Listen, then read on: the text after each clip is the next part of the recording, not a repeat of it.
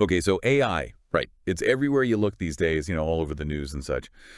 But I always find myself wondering, what about right here? What about Poland? Hmm. Luckily, this PwC report, Ready for Artificial Intelligence, dives into exactly that, how Polish consumers and businesses feel about AI. So what really jumped out at you when you were looking at this report? I was really surprised at how many people even knew about AI. It's not just tech people anymore, right? It's more than 60% of consumers across all age groups. That's a lot. Like 83% of them think AI could really help streamline all those administrative tasks. Like, this isn't some far off thing for them. People see how AI could make their lives easier right now. Yeah, it feels like we're past the point of like, what even is AI? And more into, okay, but what can it actually do for me?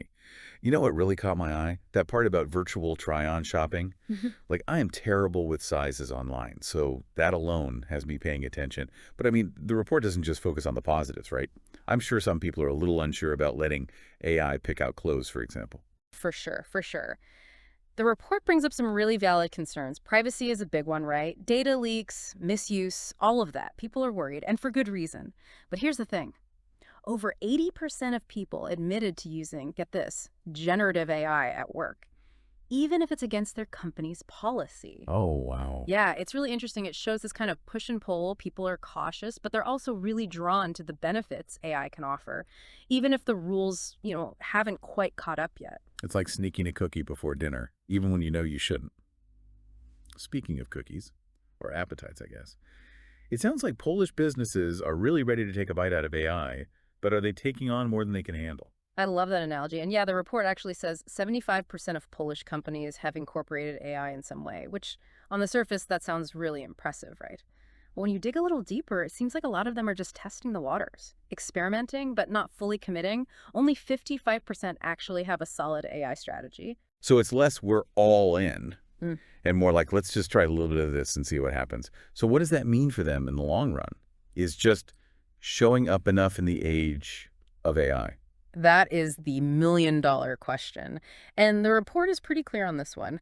Companies without a well-defined AI strategy are way less likely to see the benefits. It's like, imagine going on a road trip with no map, no destination in mind. You might enjoy the ride for a bit, but you're probably not going to end up where you want to be. So having a strategy is like having that roadmap. What are companies struggling with, though? Is it just a case of AI is new and shiny, we have to have it? I mean, I'm sure there's some of that going around, but the report points to three main challenges. First off, talent. Almost 70% of companies have a hard time finding AI experts, especially in finance. Think about it like this. You've got all the ingredients to bake a cake, but no one who knows how to use an oven. Okay, you have the recipe, but no baker. Makes sense. But even with the right people, you need the right tools, right? Mm, The right ingredients. exactly. And that brings us to the second challenge, technology and data. Just wanting AI isn't enough. Companies need the infrastructure to support it. The cloud platforms, the data storage, the processing power, the whole package. And they're realizing that data itself is incredibly valuable. But like any ingredient, it has to be managed and processed correctly. So it's not just about having data, it's about having the right data and knowing how to use it, which I'm guessing brings us back to that strategy piece. You got it. The report is very clear on this. Companies without a clear AI strategy are much less likely to see any real benefits. This isn't just about having the coolest AI tech. It's about how that tech fits into their entire business, how they do things, everything. Like, you wouldn't just start building a house by throwing a bunch of bricks around, right? Yeah. You need a plan, a blueprint for how it's all going to come together. And what's interesting to me is how this AI thing, it's not just about businesses. Like, consumers are starting to realize they have a say in this too, Huh. in how AI develops. Yeah, absolutely. The report does a really good job of showing that consumer perspective. It's easy to get caught up in the tech itself, but at the end of the day, it's about people, right? How AI affects our lives. And we've talked about the good stuff, the potential, but the report doesn't shy away from the what ifs. Like, how comfortable are we really with AI making decisions for us? And not just what we buy, but bigger stuff too. Yeah, I mean, it's one thing if AI recommends a book to me, but it's a whole other thing if it starts telling me how to invest my money or, Yeah. what medical treatments to consider. That's some heavy stuff, Right. And it makes those concerns about data privacy even more important. for sure. The more AI is involved in our lives, the bigger that data privacy piece becomes. Actually, the report mentioned something called ethical AI, which I thought was interesting. Yeah. So can you break that down a bit? What is ethical AI exactly? And why should I care about it? So basically, ethical AI means making sure that AI is developed in a responsible way. Think about it like this. Building AI systems that are transparent, fair, unbiased. Systems that respect privacy and, people's rights. It's making sure that AI serves us, not the other way around. Okay, so it's not just what can AI do, but should it be doing that? Yeah. Setting some boundaries, making sure we're using this powerful technology in the right way. But how do we actually do that? That seems like a huge task. Oh, it's a huge challenge for sure. It's going to take everyone working together. Policymakers, industry leaders, even consumers. We need rules, regulations, but we also need education. People need to understand what their rights are when it comes to AI. Right, like making informed choices, being aware of what data we're sharing and how it's used. This whole conversation is making me think about jobs in Poland. We've kind of danced around it, but what does the report say about AI and its impact on jobs? Yeah, that's a big one, and the report doesn't sugarcoat it. AI is going to change things. Some jobs, especially ones that are very repetitive, they might disappear. But here's the other side of that coin. AI is also going to create new jobs in fields like data science, AI development, even things like AI ethics, which we were just talking about. So it's not just jobs lost, it's jobs transformed and jobs created. Exactly. And that's why things like upskilling and retraining are going to be so important. People need the skills to succeed in this new job market. It's about constantly learning, adapting, and growing alongside technology. I don't know, it's kind of like we're standing at the edge of something completely new, with AI being that, like doorway.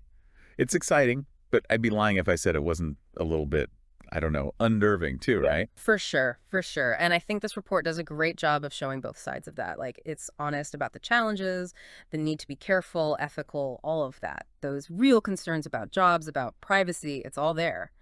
But it also shows how much, I don't know, how much innovative spirit there is in Poland. This willingness to really explore AI, to figure it out as we go. Yeah, and it makes you think. Like, if you were starting a business now, right here, right now, knowing what we know about AI, how would you use it? Would you build your whole business around it from day one? That is the question, isn't it? Every entrepreneur should be asking themselves that. For me, looking at this report, it comes down to three big things. First one, don't just jump on the AI bandwagon because everyone else is. Be smart about it. What problems can AI solve for your business? How does it help you reach your goals? It's not about having the shiniest AI toys. It's about how AI actually works within your business. So it's like you could have the coolest tools in the world, but if they're not the right tools for the job. Exactly. And that leads right into the second thing, data. Data. You got to understand how valuable data is. Invest in the right people, the right systems to manage that data the right way, securely, efficiently. And privacy can't be an afterthought. It has to be baked into everything you do with AI right from the start. It's like data is the foundation, right? Yeah. You need the right materials, carefully chosen, and you got to put them together the right way. But even then, you still need someone who knows what they're doing, someone with the skills to actually build something amazing. And that brings us to the third thing, which might be the most important of all. Invest in your people. Of course, you want to attract those top AI experts, absolutely, but don't forget about the people you already have. Upskill them, train them, help them understand AI, help them get comfortable working with it, not afraid of it, because their skills, they're still essential. It's about empowering people, not replacing them. This whole conversation has been honestly pretty eye-opening. Yeah. We started out talking about AI in Poland, but it feels like we've gone way beyond that. Yeah. It's about how we move forward with technology, responsibly, as individuals, as a society. Couldn't have said it better myself. This isn't just some tech fad, it's a real shift. And honestly, reports like this one, this PwC report, they're so important. They help us understand what's happening, how to navigate this new world. Absolutely. It's given us a lot to think about, that's for sure. And we want to hear from you too, our listeners. What do you think about AI adoption in Poland? What excites you about it? What worries you? Head over to our website or find us on social media and let us know. And until next time, keep exploring, keep asking those questions, and keep diving deep.